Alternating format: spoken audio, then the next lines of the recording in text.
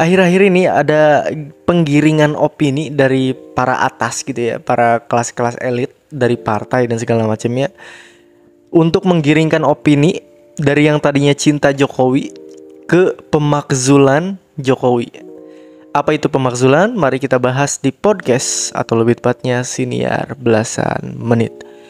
Pemakzulan adalah sesuatu tindakan melawan pemerintah dan ingin menurunkan pemerintah lewat undang-undang, lewat sistem pengadilan gitu. Paham ya dari situ ya? Walaupun gue juga nggak terlalu paham soal ini gitu ya. Gue cuma menjelaskan sesimpel mungkin gitu. Jadi lu mau presiden lu turun, lu mau presiden lu copot dari jabatan presiden, ya pemakzulan namanya. Yaitu adalah lu datang ke Mahkamah Konstitusi atau mahkamah apa gitu ya. Lu bilang kalau ini udah nggak bener nih, ini presiden udah menyalahi aturan, nih presiden udah nggak bener, nih presiden udah nggak becus, ini presiden udah kacau balau. Lu bilang lah segala macam dengan bawa buku setebal apapun gitu ya. Nah itu adalah pemakzulan, memberhentikan presiden karena kita ngerasa dia nggak bener gitu ya, dengan sistem pengadilan, dengan hukum gitu, bukan dengan cara-cara yang demo sebanyak-banyaknya kayak 98 gitu ya. Kalau itu penggulingan kayaknya, penggulingan kekuasaan, bukan pemakzulan kekuasaan. Kalau pemakzulan ya itu tadi simpelnya.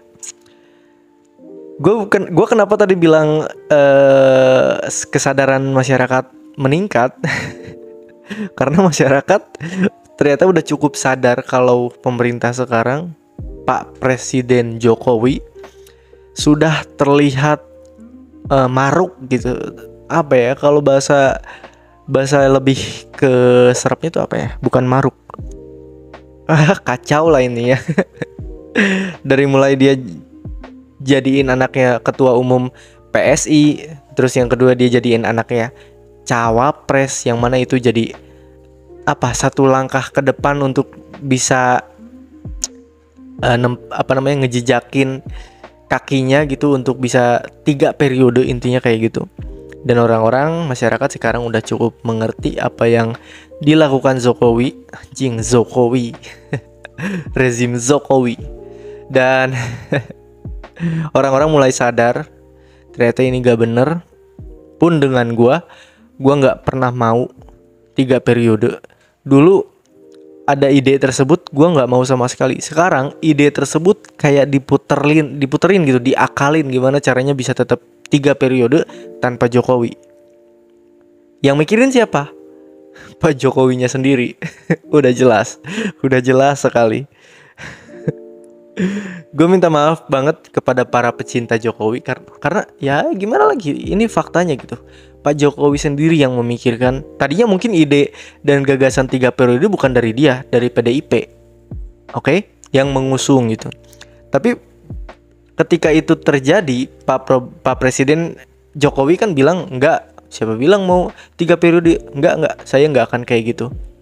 Seperti biasa, Pak Jokowi seperti menjilat ludahnya sendiri. Lip service yang kata BEM UI bilang ya, the king of lip service.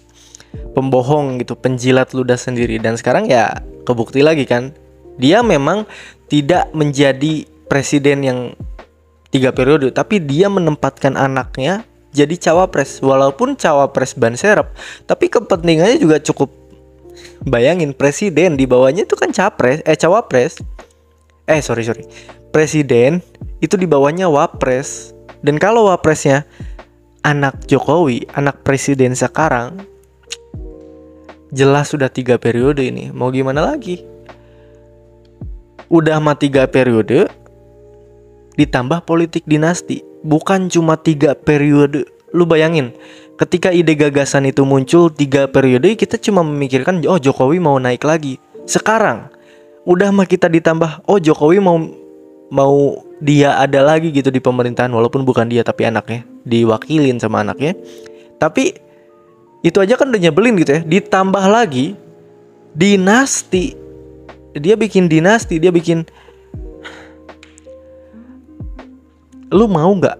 Gue tanya sekarang, apakah lu mau Pak Presiden kita nanti Jan Etes di tahun 2049, tahun 2045, lu mau nggak?